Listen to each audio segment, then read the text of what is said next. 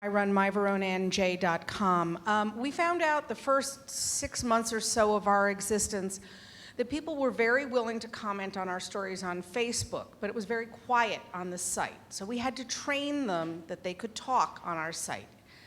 So the suggestion of my very brilliant photographer was to start a photo contest. We live in a very small town. Everybody thinks they know it cold. Fred went out and took these very obscure photographs of places around town, and we put it up as a guessing game every Monday. And people started talking back to us about the photos. Then they started talking to each other and trying to team up when they realized that somebody else might have a small edge on one of the clue, like let's go out and look at in person. And it grew and it grew and it grew and it grew. We ran it for a year. We're taking a little bit of a break, but our next contest is going to be called Who in Verona? And we're going to be taking pictures of people in town. And the same idea, you'll get to guess, by looking at their childhood photos, their teenage photos, their adult photos. And then the bonus question, since we live in a very small town, is name one other person that this person is related to. Wow. And yeah, we live in a very small town. And the winner came away with a My Verona NJ baseball cap, so we got an offline marketing buzz as well from it. Wow, that's awesome. Childhood photos. Has anybody else have examples of efforts to either grow audience or more specifically find the audience for a specific project or piece of content? Facebook's a natural, right? You can tag groups in your Facebook post, and then everybody on that Facebook wall sees it and is invited to share it. The idea that we don't, how every school has a bulletin board at the front with a printout of, when somebody from the school is, what if you show up with the printout to go in the office at the school? Just be thinking of who your built-in audience is for stories and how, even if they're really interested, they may not find it otherwise. Yes? Sorry, guys, I didn't warn you that I was going to call on the audience. In San Antonio, DSC6, the celebration of the Mexican Revolution is a pretty big deal, and we went to the DSC6 parade, which is on the old road that leads into the west side. And before the parade, we went and talked to the parade organizers and said, we don't want to do old media and come in and cover you. We want you to cover you. And so who wants a flip cam? And we handed out half a dozen flip cams, and then took up residence in a coffee shop right next to the end of the parade and helped everybody offload their video at the end of the day. And we put that video together into a short DSC6 parade video, and it's got everybody from the community created that video, and it was fabulous. And we handed out little flyers all along the route. So what does success look like there? What were you shooting for, and did you reach it? We were shooting to increase the audience, increase participation, and also just be much more in touch with the people in the community. Mm-hmm. So that diversity of voices, that's a metric. That's something you can track. How many people participated, and whether you become, as Denise said, you start to become sort of part of the fabric, and it's once you're known and you do it again, then it might seem more normal for people to participate. So how many people participated, and how far did the content travel? There was another hand over here. Mm-hmm.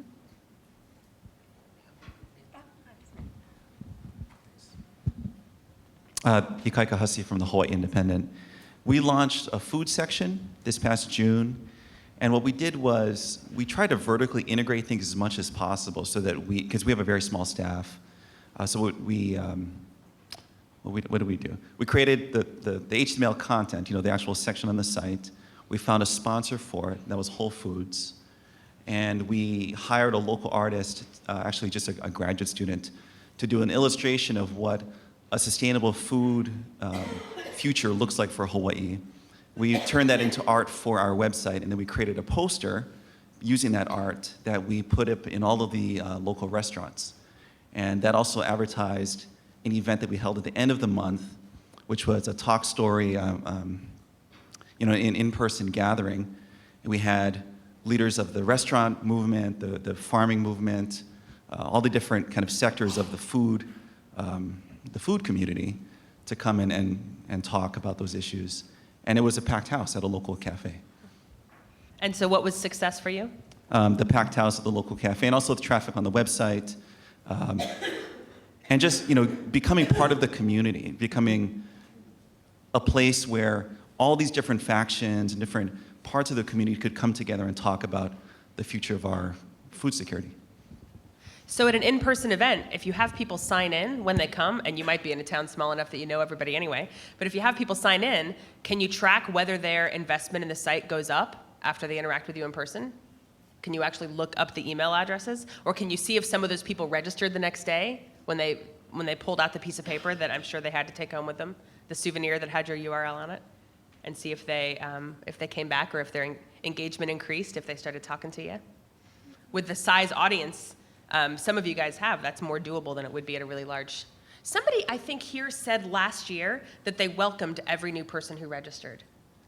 Is that true? Anybody remember that? Do you guys do that? Lisa, was it you? I think it was me, actually. That was you? Yeah. Yeah. I do too. I call it the Walmart greeter. I wrote a personal note to the first 2,000 members of the local site that I ran, and I figured, the day that came that I didn't have 2 seconds to say hello to the new person because I had so many members, I could declare victory and go home. And I was influenced by Lisa doing that several years before me because I felt like getting actual engaged users is kind of like trying to blow a little flame into a big fire. And each person who kind of comes initially, you sort of have to really coax them because they'll bring more people. So I think it's really worth the individual contact until it just becomes too much. I also think nobody should have a comment that goes unanswered.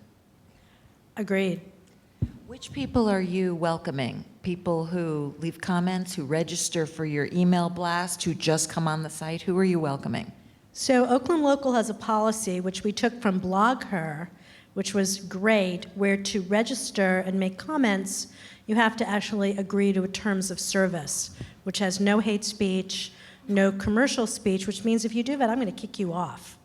So that's been really wonderful in elevating discourse away from trolldom.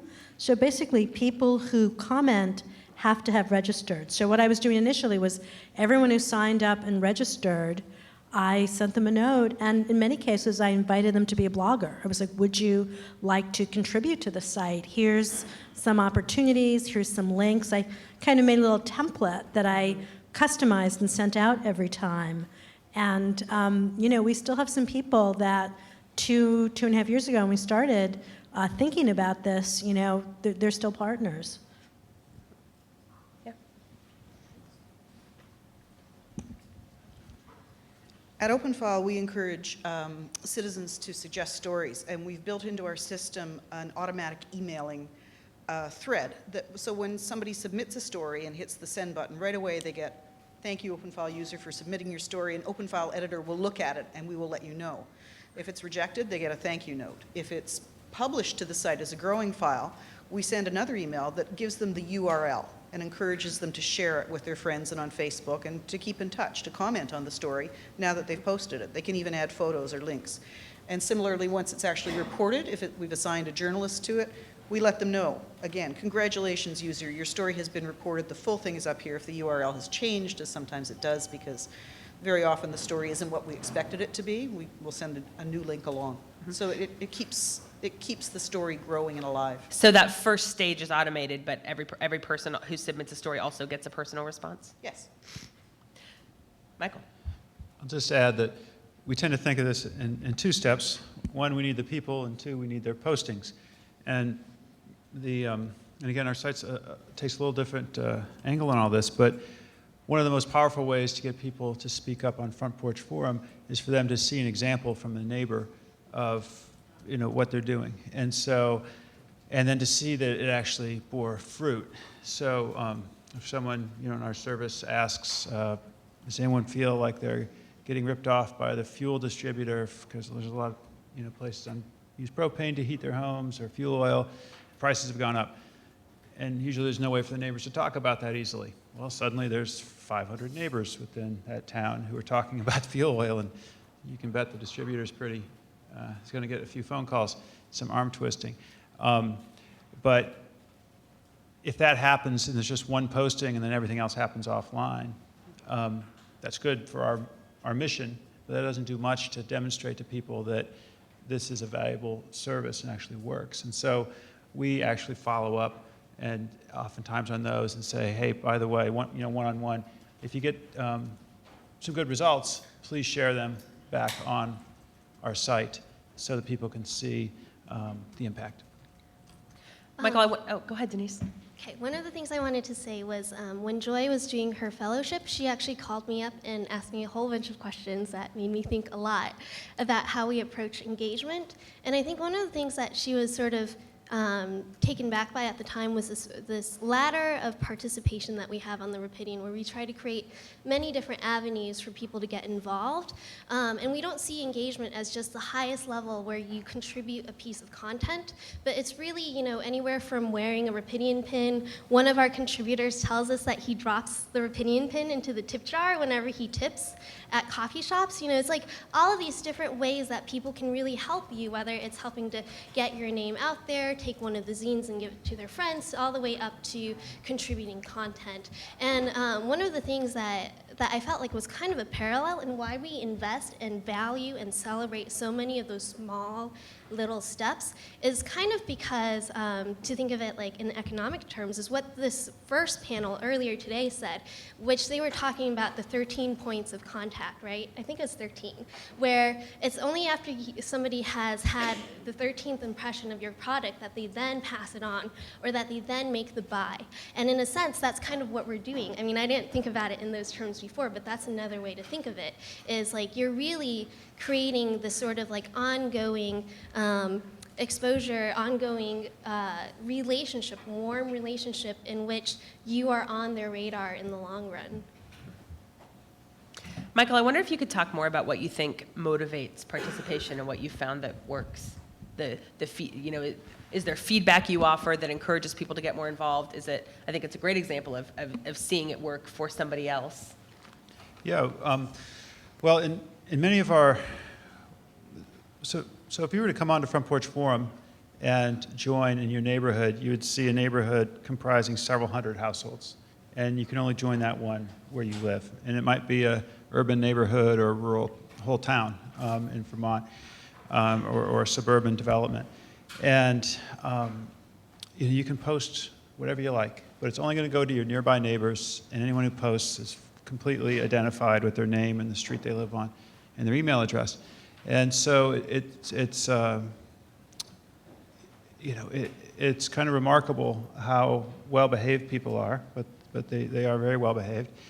And just the most incredible things happen. And I don't know if it's addressed to your question directly, but there's an example in the rural town of Westford where about 2/3 of the town subscribes.